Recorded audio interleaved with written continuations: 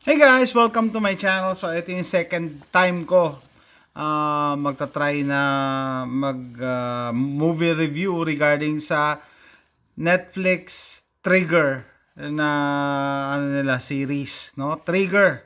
So a long time ago, siguro mga 3 weeks na ata nung lumabas to, and may mga nagme-mention sa akin and may mga nagme-message niya, "Sir, ano masabi mo dito sa ano na to? Sa Netflix na Trigger." So gumawa ako ng reaction video, kaso na flag tayo ni YouTube kasi nagpakita ako ng mga clips. Pero at this time, hindi tayo papakita ng clips.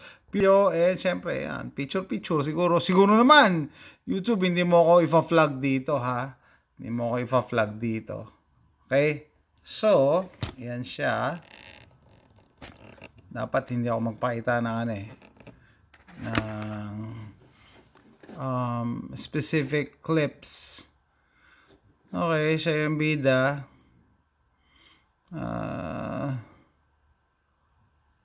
Ano masasabi natin dito? Masasabi ko lang dito, huwag nyo na lang panoorin. Kasi alam nyo yun, it will rot your brain. Ano ibig sabihin? Sabi ng operations manager namin dati sa Westmont, no? Garbage in, garbage out. Pagka nagpapasok ka ng basura, yan din ang lalabas sa'yo, sa bibig mo, sa isipan mo. Yan ang style nila mind conditioning, kumbaga, no? Kinokondisyon nila tayo na ganito ang nangyayari, pero hindi naman talaga totoo. Unang-una, basahin ko yung comment ng isa kong kaibigan, no, na nagme-message sa akin. Sabi niya, yung concept ng trigger, it's flawed, no? Ayan, no? It's really an anti-gun series. A mere presence of a gun in front of an average person pushes them to be violent. Yan ang message ng Netflix series na yan. Which I agree, no? Para bang binigyan ka nga ng libreng baril, tapos kita nyo yung unang karakter doon, yung ex-convict na naka-house arrest, no? Nagkaroon siya ng baril, lumaki mata niya. Tapos, sige, papatay na ako. Tapos may mga scenes doon na hindi realistic. Example, nung nagkaroon siya ng baril, may naka-house monitor siya, di ba? May sensor, dapat di siya lalabas ng bahay. Pero lumabas pa rin siya ng bahay. Nagpunta siya sa tabi ng isang base. I think military base yun, kung saan nagsushooting yung mga sundalo. Tapos dun din siya nag-practice. Ginawa niya, sinasabay niya, pag pumuputok sila, puputok din siya. Which is, it's not true. It's not gonna happen. Malalaman mo pag may pumuputok doon sa bundok. Malalaman mo. Hindi mo pwedeng isabay, no? Iba yung report, yung ng sound, no? Alam mo, so mahuhuli siya. So hindi totoo 'yon. Tapos yun nga, meron pang part na yun nga, yung ex-convict na yon, yung ex-convict na naka-house arrest, may nag-home visit na police, yung bagitong police, chine-check siya, yung bida nating police nasa labas, sasaksakin niya na sa ulo, pinigilan siya ganon.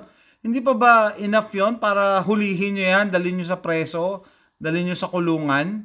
Pinagtangkaan niya ng saksakin o hampasin yung ulo nung nung isang pulis, 'di ba?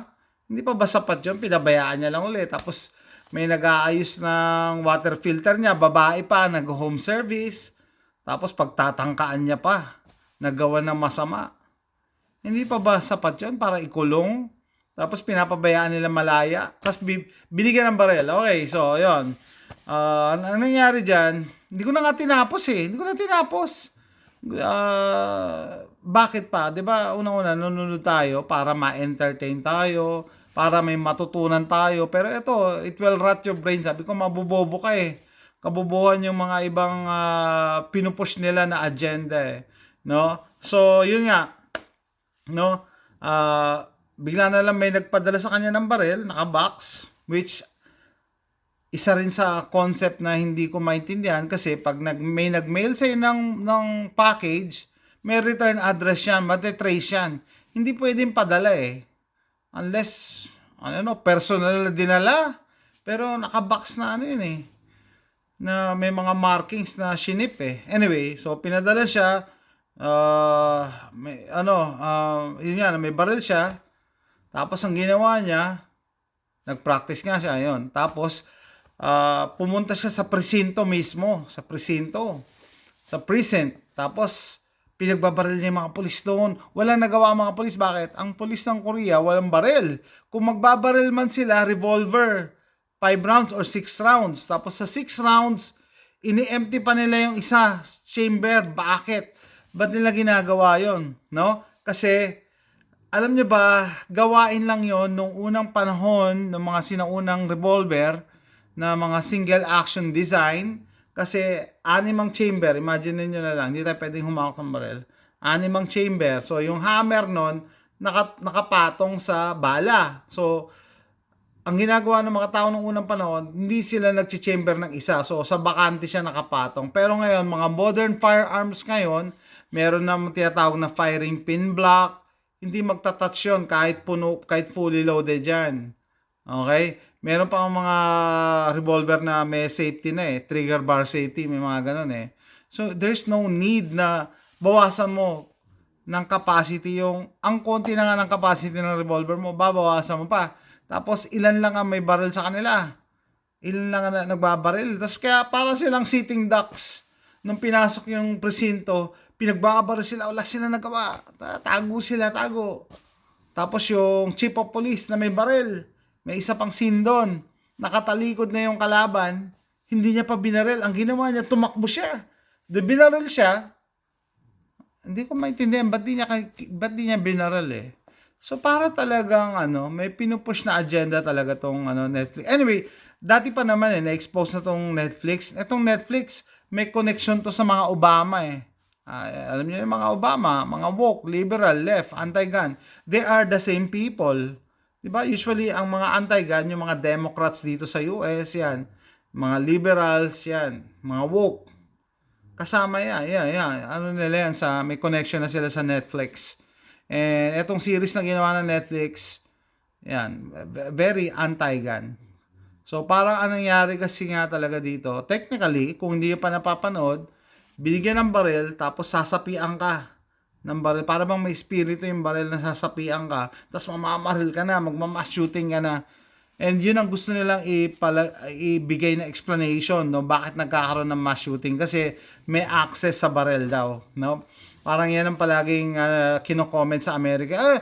Kaya nagkakaroon ng mass shooting dyan, kasi masyadong madaling magkaroon ng baril. At talaga, doon sa mga nakakadiskusyon ako na gano'n, ang isa lang ang tinatanong ko so pag binigyan kita ng baril ngayon, mamamaril ka ba? Magmamass shooting ka? Hindi sila makasagot kasi unang-una, pag nasa social media, may record, no? Baka masabihan, pala to, may potential pala to. Diba? Kasi kung matinong tao ka, hindi mo gagawin yun. It's a lame excuse. Sinasabi ko sa inyo, kung hindi kayo naniniwala, so be it. Pero ito ang totoo, nandito ako nakatira sa US. Kaya nagkakaroon ng mass shooting sa US kasi may Second Amendment. Anong kinalaman ng may Second Amendment? Kasi gusto nilang matanggal ang Second Amendment. Kung kayo, nasa posisyon kayo, sa Amerika kayo, may pera kayo, may power, gusto mong matanggal ang Second Amendment, anong gagawin mo? Hindi mo siya pwedeng ilaban sa court. Hindi mo siya pwedeng ilaban sa politika kasi naka-ingrain yan sa Constitution. Hindi mo yan pwedeng tibagin. So, anong ginagawa nila? Gumagawa sila ng mga ganyan. False flag ops. No? Para maswade yung damdamin ng mga tao.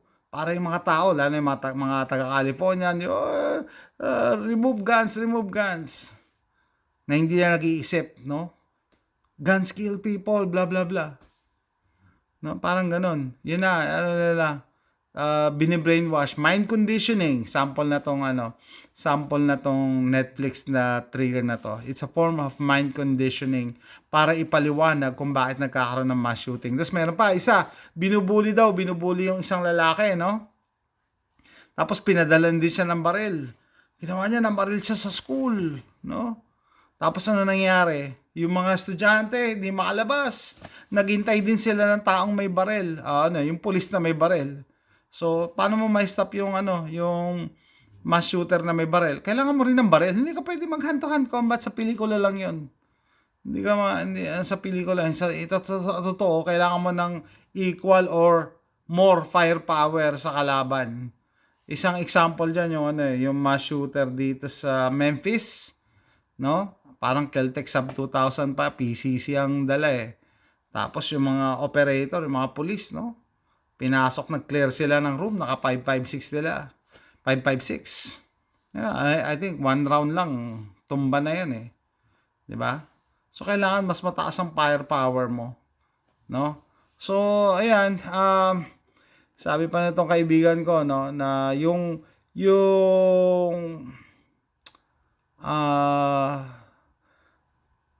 yan, parang sa One Ring ni Sauron sa Lord of the Rings, may bumubulong.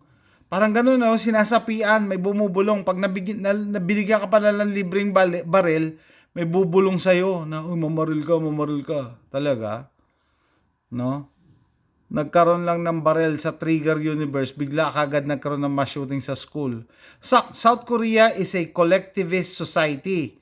Its social fabric is closer to the Philippines than the American one. Kung nga lang tulad sa Pinas, wala naman tayong mass shooting sa schools. It's a flawed premise. It is a flawed premise talaga. No? Right from the start.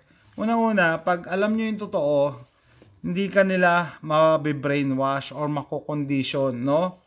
Bakit? Kasi ganito yan. Pag naniwala kayo na, uy, totoo yan sa Trigger ng Netflix, pwede yan mangyari. So, kasama ka na sa maniniwala na, dapat tanggalin natin ang baril. Ang baril lang ang pumipigil sa mga tyrants. No? Mga tyrants, yung mga namumuno na gusto kang alipinin ka, gawin kang alipin. Baril lang talaga ang pumipigil. 'Di ba? So, yun nga free men dapat armado. Hindi ka pwede may tuturing na malaya kung hindi ka pinapayagang mag-armas. 'Di ba? And hindi ko na nga tinapos, no? Kasi basura yung na yan, series na yan ng Netflix. It's a propaganda, it's a form of mind conditioning, no? Para paniwalain kayo na masama ang baril. Kita nyo, yun nga yung isa sa sa argument natin. Nung nagkaroon ng mass shootings, paano nila napigilan yon? 'Di ba? Yung bida, naghanap pa siya ng baril, nagpunta siya sa evidence room, bla bla bla, naghanap siya doon. Alam niya kasi meron doon HK416, hinanap niya yon. Yun ang ginamit niya para ma-neutralize yung yung umatake sa police department. Kung wala siya nahagilap na baril, anong gagawin? Wala. No? Yung police chief nila, may baril nga, revolver naman, ayaw pa gamitin. Ano nangyari? Wala.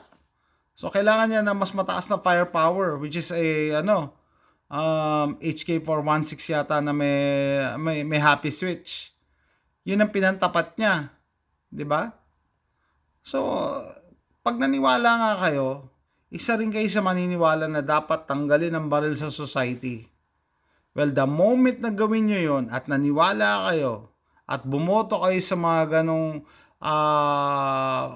proposals ng mga politiko, ihandaan nyo na sarili nyo maging alipin. Kasi hindi ka na pwede magsalita pag hindi ka armado, di ba? Kaya nga sabi din sa US, kaya merong First Amendment, it's because of the Second. Ang First Amendment dito is the freedom of speech. Kung walang Second Amendment, hindi magkakaroon ng freedom of speech. Tandaan nyo yan. So, that's it. Sana nag-enjoy kayo sa aking movie review ng Trigger. Balita ko, merong isang nag-i-endorse dyan na panoorin ng Trigger, si Apen yata. No, wag na kasi dadagdag lang yan sa views nila. And hindi yan kawalan pag hindi nyo napanood. Actually, mas magiging intact pa ang pag-iisip nyo. Sabi ko sa inyo, it rots your brain. Mabubulok lang utak nyo pag pinanood nyo yung Trigger na yan. Bye.